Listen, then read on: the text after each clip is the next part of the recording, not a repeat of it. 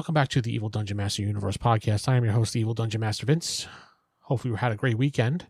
And this is a new podcast for this week. Recording it on Sunday before releasing it, because I had a question that popped up and I wanted to get right to it while it's fresh on my mind. But first, ask the DM at theevildm.com,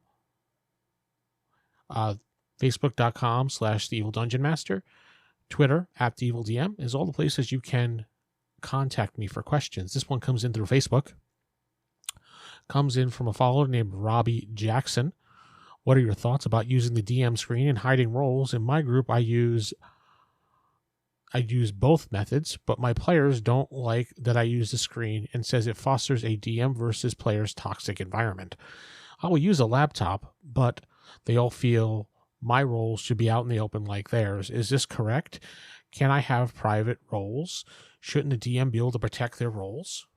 Well, Robbie, in original Dungeons & Dragons and Advanced Dungeons & Dragons, we always had DM screens, and we always would use a DM screen when we had our roles and our notes. We would hide it behind the screen, and it doesn't foster a toxic environment of DM versus players. A DM has to have private roles because sometimes the player doesn't need to know exactly what a DM rolls. And also, there are times that you do want to fudge rolls because you don't want to kill the group. Now, if you're fudging them for purposes of, attacking them and saying you have 20s all the time, then yeah, that probably will foster a DM versus player toxic environment for you. But if you're doing it because you just want to have a little bit of privacy, maybe you're rolling random encounters and you don't want them to always know, you could pre-roll numbers also and put them on your sheet. And then as you use them, you can cross them off. I've seen DMs do that before too. Just pre-roll like a whole bunch of D20s, write the numbers down a line, and you can even show the group that here are the numbers I'll be using today, and I'll use them as I need, and you just check off the numbers as you use them. I mean, is that great? No, not really, but you can do that method if they're not trusting your roles. But if they're not trusting you as a DM and calling you out on that, do what you want. I mean, don't play in the group, play in the group. I suggest that you just roll out in the open until, you feel it's not necessary. But I don't roll out in the open. I roll behind a DM screen. That's how I've always played Dungeons & Dragons or any game. It's behind a GM screen because that's where I have my notes, that's where I have my dice rolls, and that's where I play my games. So when you are playing at your table and you use a laptop, maybe you should use a, what do they call it? The auto dice rollers. Or the automatic dice rollers, or digital dice rollers. That's the name of it. I couldn't think of the name. Use that. And then anytime somebody questions your dice roll, you can always just turn the laptop around, see. But you should have some privacy behind a DM screen. You shouldn't have a problem with people questioning how you do that. Hope that answers your question. Next question comes in also through Facebook from Nick Thornton. He asked, I am a new DM and I have a player in my group that is always rolling high numbers, especially at 20 way too often. We were playing via Zoom and we roll our own dice. Everyone voted on this. What can I do? I don't really want to embarrass anyone here, but I feel it's getting a little out of control. Well, it's a complicated issue, to be honest. And Nick, you may want to talk to this player on the side, maybe in a private Zoom call or Discord. You said you're playing on Zoom, so a Zoom call, and talk to him before the game and say, hey, listen, I noticed that you're rolling a lot of high numbers, and I don't think you are rolling those numbers. Now, be careful when you do this. You're probably going to get into an argument. So if you don't like confronting people like that and talking to them directly like that by saying, hey, listen, I've noticed. Or you can go, before talking to him, talk to the group without him there and say, do you notice that player A is rolling a lot of 20s and everything, or is it just me? And if they're just like, it's fine, blah, blah, blah, then maybe it's just you and you're just being a little picky. But if they're like, yeah, we noticed it and we're kind of concerned about it too, then you may have to talk to him. Or you can do that's what I like to call everyone has to do it. No one is at fault, but we're changing the rules type thing, that since you're playing online, everybody rolls using a dice roller on, say, like Roll20 or Foundry or Fantasy Grounds 2, whatever it's called, or whatever your map quest or whatever your choice of thing is, or you have like one of those sites that you can roll it and send it to the DM so everybody can see it. Now, if you were in person and this was happening, all you have to do is say, like I used to do with my group, I would say, here's the Everybody, here's your dice trays. Put it in front of you, in front of your character sheets on the table. And when you roll, I want you to roll it into that. And that's how they would roll the dice, in front of them, on the table, and the tray, so I could see it at all times. And I didn't also allow rolls when I wasn't looking as well. It's not like this, I need you guys to roll, and the person was, I'll go 20. No, I didn't tell you what to roll yet.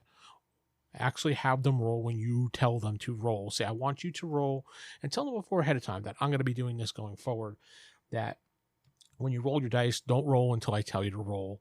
And please roll it on the generator. And they're doing this going forward. I'm going to even use digital dice as well. You won't see my rolls as the GM, but I'm going to use digital dice. So it's all fair. We're all using digital dice. And I can, show you the roll if you don't believe me as well. So that's one way to handle that. Next question actually comes in from Karen Jody.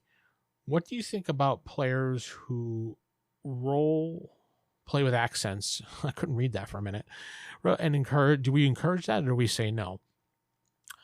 Karen, I think role playing with accents is a lot of fun, especially if someone does a pretty decent accent. If they don't, obviously it won't work, but if you just let them role play whatever they want and just get into the mood of playing, I think it's all that much better.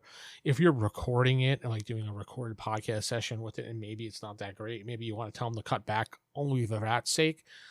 Because I know when we were doing it in our group, and I didn't care, to be honest, but I heard a lot of people tell me they didn't like certain accents to certain players in the group, and they thought it was grating on their ears. And I was like, well, they're enjoying it, they're getting into it, and I'm sorry. If it's grating into your ears, I apologize, but that's their decision. I can't really discourage someone from doing that. So I say as a GM or DM, if you want that in your group, then definitely encourage it. And maybe tell them to like tone it down a little bit. They don't need to answer every question as far as in character in that accent, but I say, why not? Go with the accent and enjoy it. And if they want to talk in character that way, let them do it that way.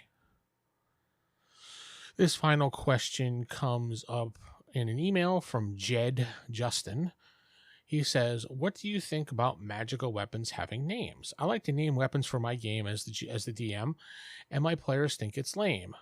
Even +1 swords have some sort of name like Tither's Sword of Power Hits. What do you think?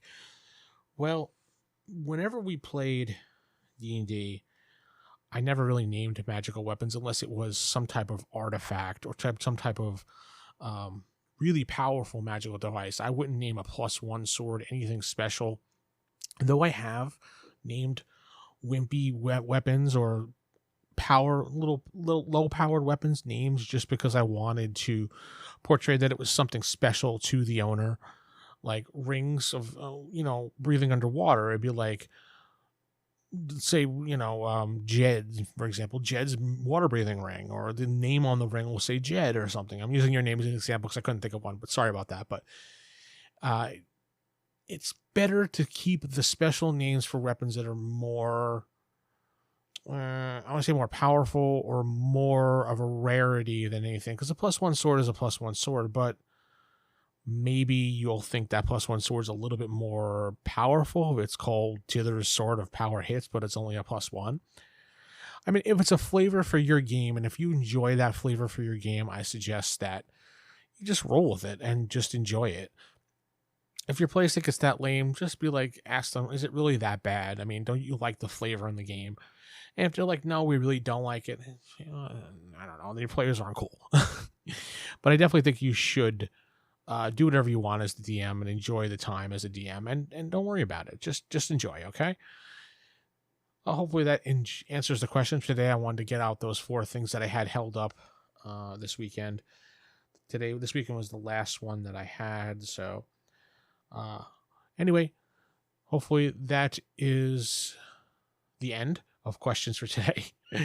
If you want to ask a question, ask the DM at theevildm.com, facebook.com/theevildungeonmaster, and keep it original, keep it old school. Good night, and God bless everybody. See you next time.